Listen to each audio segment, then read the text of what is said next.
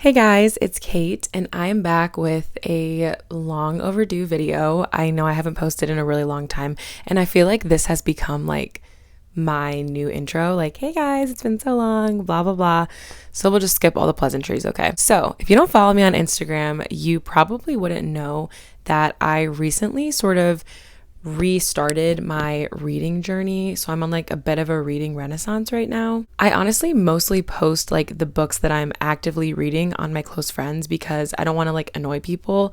But I figured I would do some reading videos on here since that's kind of like my hobby currently, and I'm sure some of you guys are into reading, or maybe you're looking for a new hobby, so this might be of interest to you. So I recently started reading again at the beginning of the year because one of my favorite YouTubers, Kyra Edwards, like kind of shifted her content from like mom vlogs and like marriage vlogs to reading content. So she posted a lot of book recommendations and just like different things that she was enjoying about reading and just different hobbies that she was like currently into. And it made me wonder, like, if I start reading again, will I still enjoy it? Because I was a big reader when I was in elementary and middle school, but I sort of fell off in high school and then altogether in college just because I feel like everything I was reading was from like a textbook and stuff like that. So I just fell off. Not only that, but just reading like Christian and self-help books, I feel like kind of like mentally burned me out because I was like,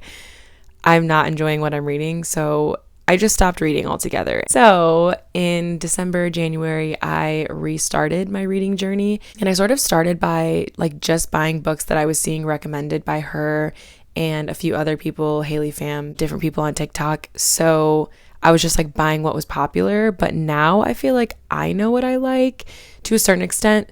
So hopefully this video is helpful if you're looking for books to read. And I'll tell you guys like what I think about them, what my rating is, and especially like if I feel like you should read it or not. So as far as genres, we're kind of like all over the place, but I just have like, certain genres that I enjoy more than others. And I feel like I'm sort of starting to learn like some authors that I enjoy and some that I don't. So we are going to talk all about that in this video. So without further ado, let's just get into it. So looking at the stack of books that I've read so far, I'm like kind of impressed because I'm like, that's kind of a tall stack. But seriously, like getting back into fiction reading has really made me enjoy reading again because I feel like I was just in that slump of like only buying like Christian and nonfiction books. And not that there's anything wrong with that because I love a good like self-help, a good, memoir, Christian book, stuff like that. But I feel like when that's all you're reading, it's kind of like you're in school again and you're just like learning. So I enjoy that fiction books just kind of like take out the like I suppose like the learning aspect of it, and they don't make you feel like you have to come away from the book with like a key takeaway or learning a lesson or even just an overload of information in your brain. Like you can kind of just like read the book, finish it, and be done. So I've just been loving just reading and doing things at my own pace and reading what I enjoy too. So the first book that I read this year, I actually picked up at Second and Charles, and it just looked very interesting to me, but I had never read like a fiction like this before because like I said, the last time I've read was in like high school or middle school. So I was very intrigued by this. So it's called The Last Mona Lisa. I think it maybe took me like a week to read because I was still kind of like getting my footing with reading books. So it follows the protagonist Luke, who goes to France to discover some information about his great-grandfather, Vincent, who was the man that stole the Mona Lisa in the early 1900s. So if you don't know the story, it actually is a true story. The Mona Lisa was stolen, and I believe the Louvre did not get it back for 2 years. So in this story, Luke is trying to find out if the Mona Lisa that's currently in the museum is a fake or if it's the real one. At the same time, there are art collectors and just other people that are also on the case. Everyone is trying to figure out if this is the real Mona Lisa or not, and if the real Mona Lisa is somewhere in circulation, like there's art collectors that want it for their collections, but he's trying to like give it back to the museum and basically uncover this whole mystery. I'm honestly not the best at describing books, so I don't know if that sounds interesting to you or not, but it was really good. Honestly, for a first read and just picking something blindly that I'd never seen be recommended by someone else, I was honestly impressed that I was able to find something that I really enjoyed and something that was like pretty fast paced, very interesting. And also I enjoyed that there was a lot of history in it, even though of course it is a fiction, so some of it is not true. Just the fact that it was based on something that really did happen, it was very interesting. And you get to see the point of view from Luke, and you also get to see his great-grandfather's perspective as well and what was going on in the early 1900s. There's also a love interest for Luke, and I believe you get to hear her perspective. But I did read this back in January, so I'm a little fuzzy on the details.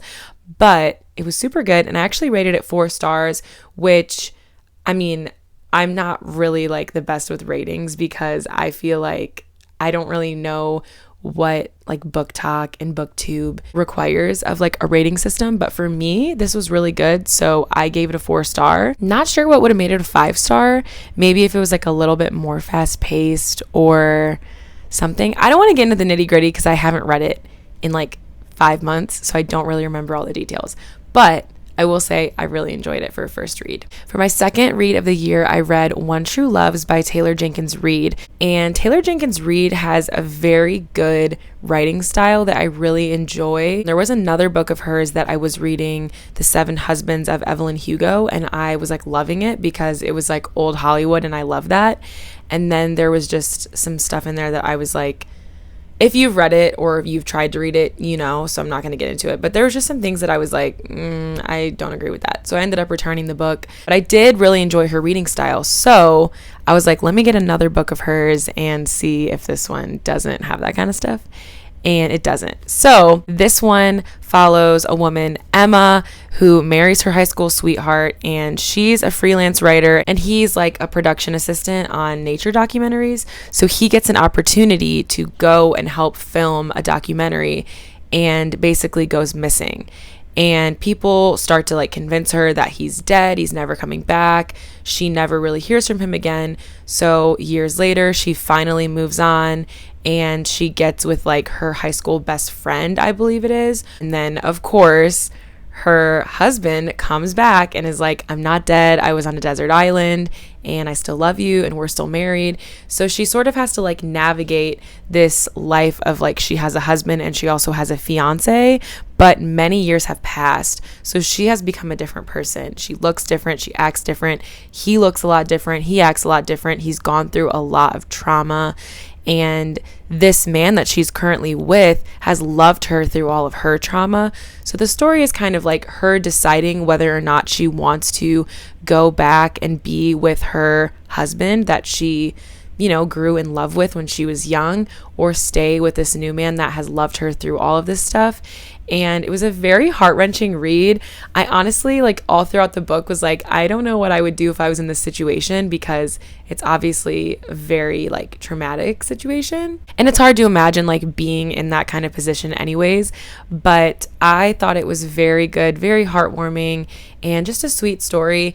And I personally loved the ending. I mean, obviously you have to choose a side, and I appreciated the side that she chose. I know some people are on the other team. You'd have to read it to know, you know, which team is which, and I don't want to spoil it, but I really liked it. So I actually gave this book a 5-star rating. I liked a lot of things about it. I don't want to give like too much away or go super into detail, but I would definitely recommend reading it if you enjoy love stories and if you want to cry, because I did cry several times. The next book that I read is actually written by a friend of mine, Jessica Bradley. So I've had her and her sister Renee on Girl Talk before. If you've seen that episode, you know Jess is a firecracker. She's really cool. So I really enjoy her writing because I can literally hear her voice in my head when I'm reading, because she's a very specific way of talking and she very much writes the same way. So this is the second book in her Something to Gain series, and as always, the girl on the cover is like a caricature of herself,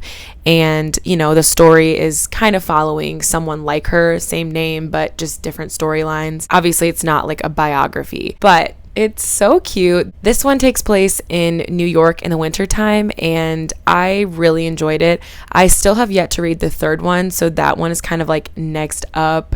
I'm not sure if the third book is the last book or like the final installment in this series because I haven't read it, but I will say that I really enjoyed how Jessica and Clint's relationship progressed throughout this story. And I also just enjoyed the scenery. I feel like sometimes when you read books from people that you know, you go into it sort of biased, but then like if it's not very good, you're like, it was great. Like, yeah. But honestly, I feel like her writing style is really good. Like for being sort of like an amateur author and not being like a professional at this, I feel like she's a very good writer, very descriptive, just very cute stories, obviously very clean. And so I really enjoyed it, and I will definitely be reading the third book at some point this year. The fourth book that I read, I got as a recommendation from one of Kyra's videos. It's called Normal People by Sally Rooney. You've probably heard of it. It's very popular. And the first thing that I was sort of like, what? About Sally Rooney's writing is that she does not use quotation marks. And so at first I was like, this is going to be really confusing. But honestly, it's not very confusing when you're actually reading it because it's like, she said, ba-da-da-da-da, or, statement, he said, or something like that. So it was very easy for me to keep up with. And honestly, I was very engrossed in the story. I really liked sort of where it was going in the beginning. But throughout the book, I sort of just started getting annoyed because I was like, this is a toxic relationship and these people are not normal. And I know that like that's the point of the story is like they're not normal. I know before, the book critics come for me. But I don't know. I've heard so many good things about this book, so I was expecting a lot.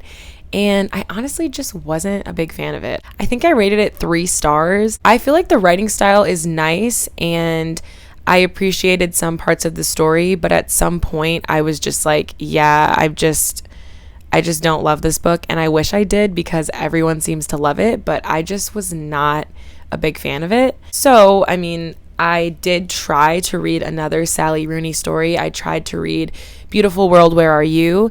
And that book was so random. There was a lot of political and sexual content that I was just not into. So I actually ended up returning that one. And I have not read a Sally Rooney book since. So I don't know if I would read another one of hers or if I would even recommend her writing. But if you guys have read other books of hers and you enjoy it, like let me know because I'm interested in trying again because I did enjoy her style of writing to a certain extent, but I just didn't enjoy like the overall message behind this story and just it being all about like essentially a toxic relationship. I don't feel like we should be romanticizing that, and I feel like a lot of books do that and a lot of shows as well. But yeah, I wasn't like so hype about this book, which I was like, oh, that's interesting that so many people seem to like it when I was just like not a fan. The 5th book that I read was The Wish by Nicholas Sparks, and guys, this book was so beautiful. It follows a woman, Maggie, who is actually dying of cancer, and she starts recounting her life story to one of her employees at this art gallery that she works at or owns. I don't really remember because I did read it back in like February. It was a very sweet story, and people were saying that this book was really good and it was a real tearjerker, but when I found out it was about like teen pregnancy, I was kind of like, I don't really know how I would like love this story, but I actually really did end up loving it. And I just thought it was such a sweet story. It talks about her, growing relationship with her aunt and her relationships with some of the people in town, a boy that she meets there, just kind of like how she feels very different from her family and sort of just how her life kind of changes and evolves and how she becomes a totally different person after spending a year with her aunt. And I very much enjoyed it and I cried a lot. I thought it was such a sweet story. And I actually gave this one a 5-star as well. Definitely recommend Nicholas Sparks. I feel like everyone loves him because he's a great writer. So I'm not surprised that this book was very much hyped up, but it's very much hyped up for a reason because it's really good. The next book that I read was Just the Nicest Couple by Mary Kubica or Kubica. I'm not really sure how to say it, but I saw this book on a shelf and I was like, that looks interesting. Read the back of it and I was like, yeah, let's try it out. So this was my first thriller that I have read. I feel like you could say that The Last Mona Lisa is like sort of thrillery. It's like an art thriller a little bit, but not really. This is definitely more of like an actual thriller. And I feel like that's what Mary Kubica is kind of known for. So it is about a man who goes missing, and this woman that works with his wife actually was the last person to see him alive. And so she sort of knows what really happened, but she doesn't want anyone to know that she was the last person who saw him. So it's like this whole story. And I feel like the whole time I was reading it, I was like, oh my goodness, why are these people so stupid?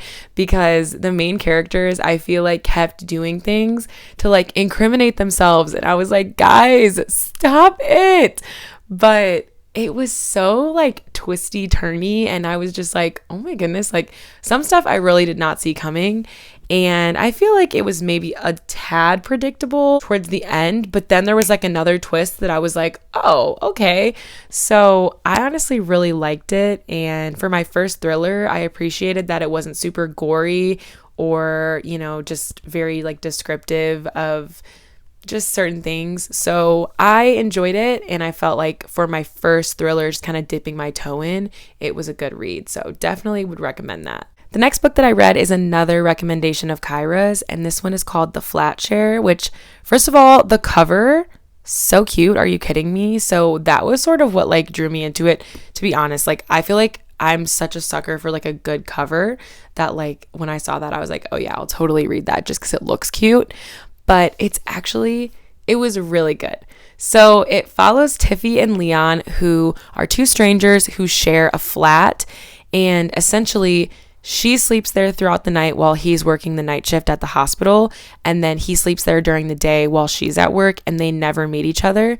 But they start communicating through sticky notes, and they'll leave the sticky notes all over the house. She is just exiting a toxic relationship, and he is sort of still in one. So they're sort of like helping each other like through those things, like through the sticky notes. And when they finally meet, of course, there's a spark there. And the rest is history, but it was such a good read. It had some funny moments. It definitely has some good romance, some good friendships, and honestly, like some good lessons too, because I feel like every book likes to romanticize toxic relationships. So seeing toxic relationships represented for what they actually are was like very refreshing to read, and I was like, period. But I really, really, really loved this book, and I recommended it to a friend of mine the other day, and she didn't love it as much as me. So I was like, man, that sucks, because I really loved it. So, I mean, I know everyone has different tastes, but this was actually my first 6-star read. So if you're interested in like rom-coms and stuff like that, I think you'd really enjoy this. There is a show about it, but I think they like completely changed parts of the story, so I decided not to watch it. But if you've ever seen the show, let me know if you think it's worth watching, because I loved the story and I loved these characters. So when I found out that there was a show, I was like, oh, for sure. But when I saw how different it was, I was like, yeah, I'm actually good. But let me know if you've actually seen it and if you like it or not. The next book that I read was The Midnight Library by Matt Haig. And this book was very different from anything that I've read so far. So essentially the main character tries to unalive herself, basically, is what the TikTok people say. And she, instead of dying, she goes to this library and basically gets to take out books of like stories of what her life could have been like if she had made one different decision or chosen a different path. And she gets to sort of like try out different lives. And if she doesn't feel disappointed in that life, she can stay there and sort of like live that life for the rest of her days if she chooses to. Obviously, this book is a work of fiction, and it's not a religious book, and it's not something that would actually happen. And I literally bought this book because the cover looked cool. I was not really well versed on what the book was actually about. So I feel like you kind of have to like go into it with that, like, yeah, this is not realistic. It's literally a book. But I actually really enjoyed it. I will say I was kind of like, I wish that the ending would have been a little bit different just because I wanted it to end a certain way. But I will say the ending is very hopeful, and I did enjoy this book, and I enjoyed it so much that when I was hanging out with a friend of mine, I brought the book with me. And then as soon as we said goodbye, I sat in my car and read the rest of it. Then I drove home because I really wanted to see what happened to this character. I would recommend this book if you are someone who deals with sort of wishing that they had done something differently in their life or just feeling regret. I feel like this book really would help with that and just sort of like give you a different perspective. So if that sounds like something that would interest you, I definitely recommend it. The next book that I read is Local Woman Missing by Mary Kubica. And this is like the book that people recommend when they talk about this author. And since I knew I liked her other book, Just the Nicest Couple, I was like, let me check this one out. This one is dual POV, just like the other book. I guess I should have mentioned that. So this follows 3 people going missing. The first woman goes missing without a trace, and then the second woman goes missing with her daughter. So throughout the story, you are going back in time with one of the women who went missing. You're sort of getting her perspective leading up to the day that she went missing. And then you're also getting like the current story of like what's going on in the present. So I felt like that was really interesting. And honestly, this one, like, I really did not know the ending until right before they revealed it. And then I was like, wait. Like, I literally was like sitting in my bed and I was like, wait. Like, I was literally like, oh my gosh. So this one definitely surprised me. There were a few plot twists and definitely not predictable. And once again, not a super gory book, not super like going into detail about like murder and crimes and stuff like that, just because I'm just not really into that. Really recommend if you like thrillers, if you like stuff like that. Very much enjoyed it and was pleasantly surprised with how it ended. And I believe I gave that one a 4-star. I'm kind of like a 4-star menace. And I also like don't really know like how to give like the point ratings, like 4.2, whatever, because Goodreads doesn't have that. So I never rate books on like a point system just because like when I write them on Goodreads, I can't do that. But I know that some people do. But for me, I just like to use like stars. So after Local Woman Missing and even The Midnight Library, because I feel like that one is very much like existential, like psychology of the mind, things like that, I wanted to read something that was like a little bit more chill and more like teeny bopper fun.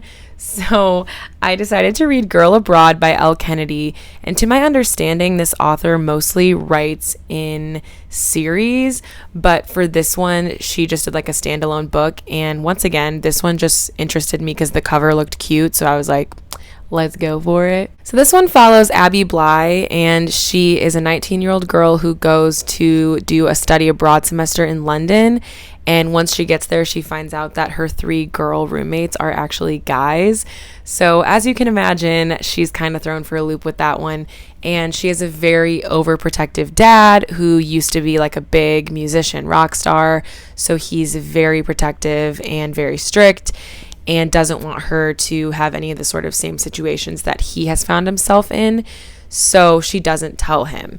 And this story, I feel like if you're listening to my synopsis, you're probably like, okay, yeah, she falls in love with one of the guys. But she actually ends up having like a little love triangle situation with one of the roommates and someone else who's not in the house. So it's not like direct, like everybody in the house likes her. It's not like that, because I feel like that's a little unrealistic. But a lot of the guys in the book do like her, which I was like, yeah, this is definitely a fiction, because I feel like in every book, like the main character is just like everyone is like in love with them, and in real life that's just not how things work. So in the story, she finds a painting at a estate sale, and she kind of starts looking into like, who is this woman in the painting. She buys the painting from the estate of a wealthy family whose reputation has fallen a lot throughout the past few years. And so they're kind of like trying to get their money back from all the things that they've purchased, and you know, they're going broke, whatever. So she starts to research the family, because originally they were very well known, very highly regarded. She tries to figure out, who is this woman? How is she connected to the family? And so not only do you get like a present time romance, but you also get to learn about this woman in the painting. And I personally thought it was really interesting. I thought it was really cute. There was a little bit of spice, but I would say it's pretty easy to skip. Like, there wasn't enough to where I was like, oh, I'm gonna like throw this book out, you know? Like, I was just like, I'll just skip it and we'll move on. If you enjoy just like little romance, like teeny bopper, like fun books, I would definitely recommend this one. The next book that I read is actually a nonfiction, and it is This Kind of Love by Kaylin and Kyra Edwards. As I said before, Kyra is one of my favorite YouTubers, and I've been watching them since like 2016 or something like that. So this book is, I don't know if I would call it like a memoir, but it's sort of like their story and sort of their journey through YouTube and to where they are now. Really enjoyed this book. It's very, very transparent, raw, vulnerable. I was honestly surprised with how much they were willing to share, but I really enjoyed it. It was very easy to read. I think I read it in like 3 days, but it's a very interesting story. Kaylin talks a lot about his journey with YouTube and sort of how feeling greed and sort of putting himself on a pedestal kind of played into his attitude and sort of like who he became at that time versus who he is now.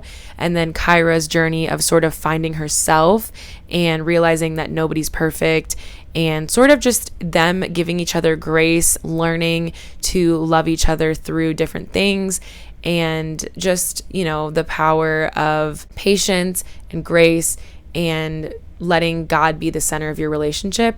Very much enjoyed it, and I do hope that they come out with another book at some point, because obviously their story isn't finished. They're only 26 years old, so I would like to read more from them. Oh my gosh, guys. The next book that I read is The Silent Patient, and I know this cover looks really interesting. It's supposed to be torn. I think some people like assume it's a knife and they're like, ew, but it's like torn. Like, somebody that I recommended this to, I think it was my brother. He was like, I would never read a book with that kind of cover. I'm like, okay. Crazy. So, in the book, there is a prolific artist who ends up basically murdering her husband. And after she murders him, she will not speak. So she is put into a mental facility, and basically she's charged with the crime and never fights back, never tries to defend herself, nothing. And this man who's very intrigued by the case, who's a psychotherapist, starts working at her facility because he's like, I'm going to help her start talking. I'm going to get her to open up. And he actually does. And it's very interesting. It's like so mind-blowing. Some people were saying like it's kind of predictable, blah, blah, blah. I personally did not feel like it was predictable at all. And I'm not very good at explaining things, like I said. So I feel like my synopsis is not very good. But it's crazy. You also get to hear her perspective from her diary, which are like the days leading up to the murder and sort of like what was going on in her life at that time. You also get to like hear about the psychotherapist's life and sort of like what's going on in his life and just the different things that lead him to also need a lot of help. He's also in therapy and he needs a lot of help. So all these characters are pretty damaged and there's a lot of things going on, but oh my goodness, multiple plot twists that I was like, no way. Very good read. I literally stayed up till I believe 6 a.m. to finish this book. I think I finished it in like a day and a half, and just insane. Definitely recommend. And I believe I rated this 5 stars. So. And the most recent book that I've read is Verity by Colleen Hoover. After The Silent Patient, I was like, what am I going to read to follow this up? Because it was so crazy and so good. I was telling a friend of mine about it, and she was saying, you should read Verity. It's literally crazy, kind of like similar vibes. So I had to pick it up because I needed something to kind of like give me that like thriller fix again, but just be as good as The Silent Patient. And wow, was this book crazy. Another book that I stayed up till 6 to finish because it's literally insane.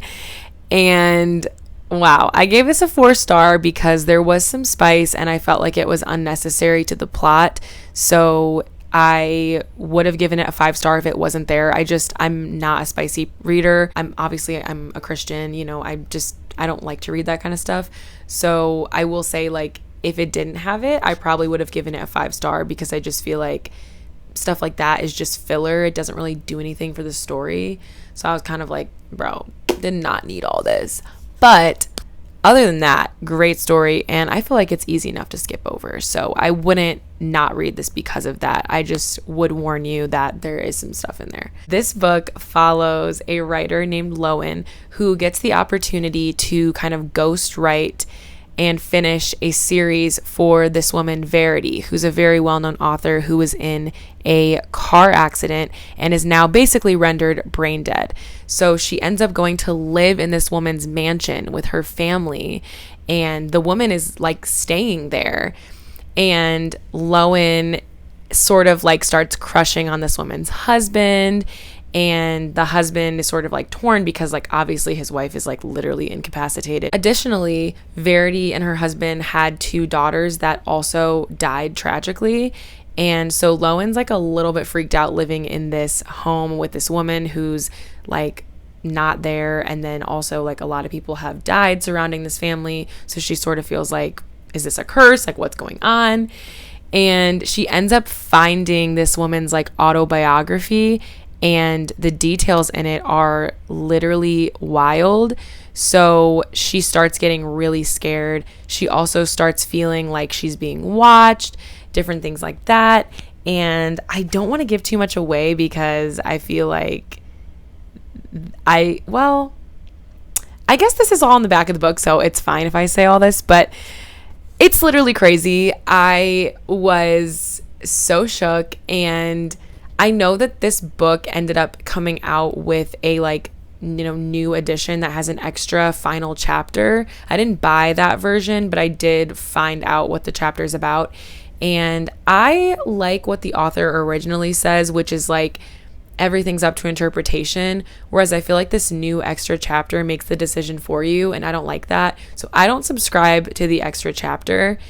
And if you were to ask me what team I'm on, if you have already read the book, I would say I'm team autobiography. That's all I'm going to say. I don't want to spoil anything, but that's just for the people who've already read it. I would definitely recommend reading it. It was super crazy. What a journey. And really enjoyed Colleen Hoover's writing. I feel like I've always heard like she's kind of cringe, but I honestly enjoyed it, so I might check out more of her books.